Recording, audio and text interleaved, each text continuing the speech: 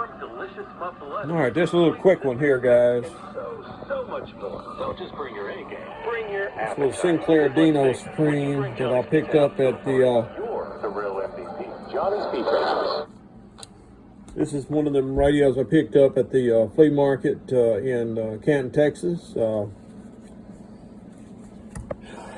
Little Sinclair Dino, little gas station, or a gas pump radio, I guess you could say. Real clean case, real clean leather. Anyway,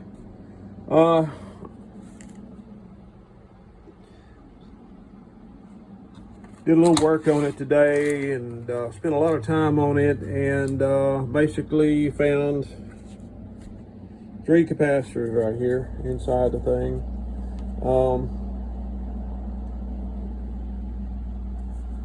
These radios ain't very complicated. They're very, very, very, very, very, very, very touchy.